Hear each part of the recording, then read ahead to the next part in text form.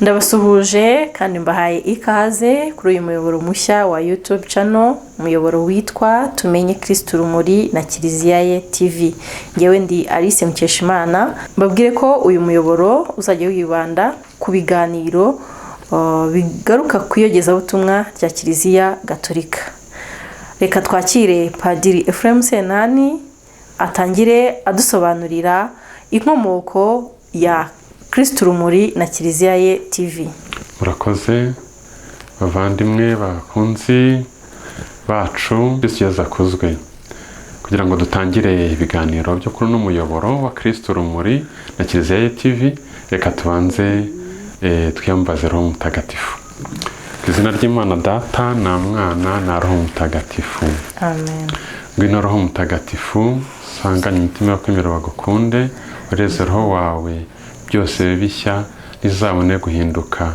Dusabe Mana umenyesha kwemera Roho Mutagatifu, turagusaba kubwirizwa nawe no kundi bitunganye no kongerwa nawe iteka ku bwa Yesu Kristo umwami wacu. Amen. Bavandimwe bakunzi bacu, twishimiye kubaramutsa Tumenye Kristo Rumuri na Kiliziya ye TV. Nkuko Alice Mukeshimana amaze kubivuga, uno muyoboro ufatanyijwe n'abakristo batandukanye biyemeje gutanga umuganda wabo mu iyogezabutumwa. Ni umuyoboro uzibanda ku biganiro by'iyogezabutumwa rya Kiliziya Gatolika. Njyewe nkuko yarabivuze ni Padiri Senani Ephrem, umusaseridoti wa Diyosezi ya Kabgayi.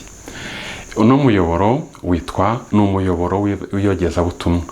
Tuzifashisha imbuga nkoranyambaga zitandukanye, harimo uno muyoboro wa YouTube, ariko tunifashe n'izindi mbuga nkoranyambaga nka Facebook, WhatsApp, X cyangwa yahoze yitwa Twitter, mu gutanga umuganda mu kogeza inkuru nziza ya Yesu Kristo. Mu biganiro rero by'uno muyoboro Tumenye Kristo Rumuri na Kiliziya TV, tuzabagezaho ibiganiro bizibanda ku iyogezabutumwa rya Kiliziya Gatolika, ariko n'ibiganiro birebana n'imibereho myiza. Muri ibyo biganiro birebana n'imibereho myiza ya muntu, tuzibanda ku biganiro birebana n'uburezi, ubuzima ndetse n'iterambere n'ibindi. Twakwibaza rero impamvu y'iryo zina Tumenye Kristo Rumuri na Kiliziya ye TV. Duhereye kuri iryo jambo rya mbere tumenye, harimo inshinga kumenya. Kumenya tushaka kuvuga tumenye Kristo, twakwifashisha by'umwihariko amagambo ari mu Ivanjiri handitswe na Mutagatifu Yohani, umutwe wa 17 umurongo wa 3. Muri uwo mutwe wa 17 mu Ivanjiri handitswe na Mutagatifu Yohani harimo isengesho rya gisaserdoti, isengesho Yesu yavuze asabira abe, by'umwihariko abasabira ubumwe. Agaruka rero kuri iyo nshinga kumenya, amagambo dushaka kuvuga nyine ku murongo wa 3. Yesu aragira ati, ubwo bugingo bw'iteka ni ukukumenya we Mana imwe y'ukuri no kumenya uwo watumye Yesu Kristo. Yesu atubwira ko ubuzima bw'iteka ari ukumenya Imana Data no kumenya we Imana Data yatumye. Kumenya, kugira ngo nanone tubisobanure, twifashisha amagambo ya Mutagatifu Pawulo intumwa mu ibaruwa yandikiye Abanyafilipi, umutwe wa 3 umurongo wa 8, aho atubwira ko kumenya Yesu Kristo biruta ibintu byose. Aragira ati, nsanga ko ibintu byose ari igihombo bigereranyije n'icyiza gisumba byose, ari byo kumenya umwami wanjye Yesu Kristo. Pawulo intumwa muri no baruwa yandikiye Abanyafilipi yaramaze kuvuga ibimuranga, avuga ko hari impamvu nyinshi zatuma nawe yakwirata, avuga ko ari umuyahudi, avuga ko azi amategeko, avuga ko yatotejwe, ariko avuga bose ati ibyo nsanga byose, ibintu byose ari igihombo bigereranyije no kumenya umwami wanjye Yesu Kristo. Kumenya rero tuvuga birenze ubumenyi kumenya Yesu Kristo bishingiye nk'ubumenyi, kumenya ko mu nyigisho z'iyobokamana cyangwa za teolojiya birenze ibyo, ahubwo kumenya tuvuga ni ukunga ubumwe nawe. Ubwa bumenyi uvuga ko kumenya Imana Data no kumenya Yesu Kristo ari bwo bugingo bw'iteka, ari cyo gisumba ibintu byose. Kunga ubumwe na Kristo bisumba ibintu byose, kuko nibyo bitanga umunezero. Umuntu buriya mu buzima bwe bwose aharanira kugera ku munezero. Umunezero muntu rero ni ukunga ubumwe n'Imana. Niyo mpamvu uno muyoboro witwa tumenye Kristo. Kumenya Kristo ni icyiza gisumba ibintu byose, nk'uko Pawulo intumwa bivuga mu ibaruwa yandikiye Abanyafilipi umutwe wa 3:8, nk'uko twabivuze. Andi magambo arimo Kristo rumuri, Kristo umwana w'Imana. Hari amazina menshi dusanga muri Bibiliya tumuha. Iyo tumuvuga twahisemo urumuri,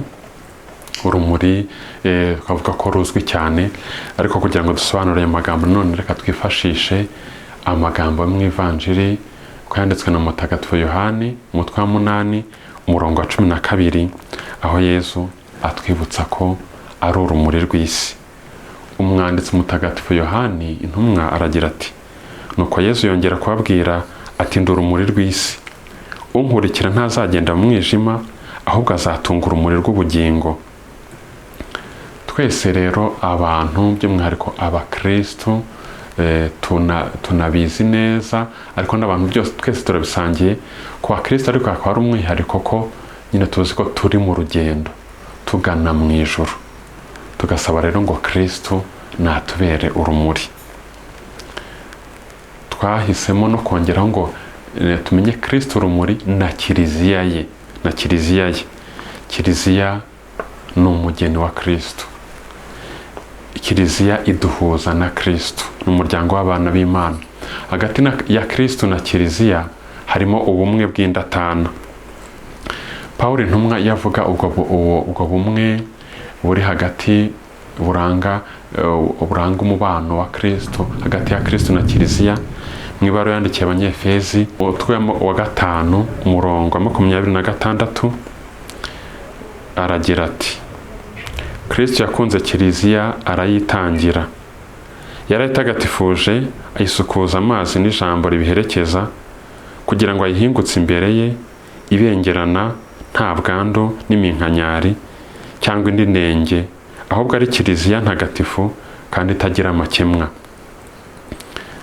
Twifuje ko uwo murongo harimo uno muyoboro mu izina ryawo hazamo kumenya Kristo, kunga umwe nawe, ariko bikajyana nuko na kiliziya ye, kubera ubwo bumwe bw'indatana buri hagati ya Kristo na kiliziya.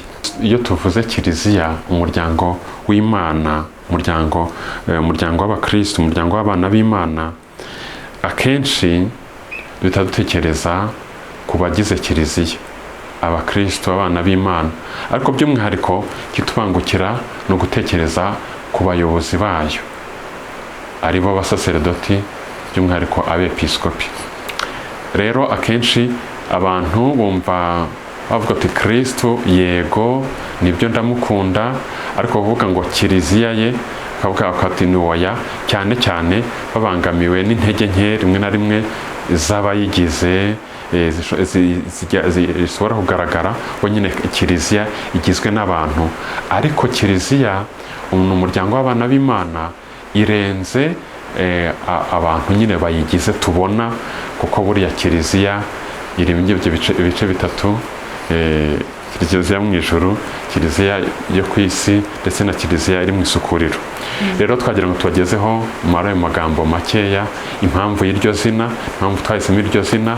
Tukaba rero tubashishikariza gukurikira uno muyoboro uzafasha gukura mu kwemera muri ibyo biganiro bitandukanye by'iyogezabutumwa ndetse n'iby'imibereho myiza y'abantu. Murakoze. Turamushimiye cyane Padiri umaze kudusobanurira impamvu n'inkomoko y'umuyoboro umushya wa Tumenye Kristo Urumuri na Kiliziya ye TV. Tuboneraho kubashimira mwebwe mwese mugiye kubana natwe mu biganiro bitandukanye bizanyuzwa kuri uyu muyoboro, ndetse kandi tunafungura n'umwanya kugira ngo aho muzagira ikibazo mushaka gusobanuza, yaba ari Padiri uyu nguyu tuganiriye ndetse n'abandi cyangwa se n'ibindi bitandukanye muri Kiliziya, muzajya mutwandikira ibyifuzo n'ibitekerezo, hanyuma kandi natwe tugerageze kubashakira ibisubizo. Muhawe ikaze rero kuri uyu muyoboro wa YouTube, mukande subscribe, mukurikira ibiganiro bitandukanye tuba tugenda tubagezaho, byaba ibyibanda cyane cyane ku iyogezabutumwa rya Kiliziya, ariko kandi n'ibiganiro bizagenda byibanda ku mibereho myiza. Murakoze cyane, Imana ibahe umugisha.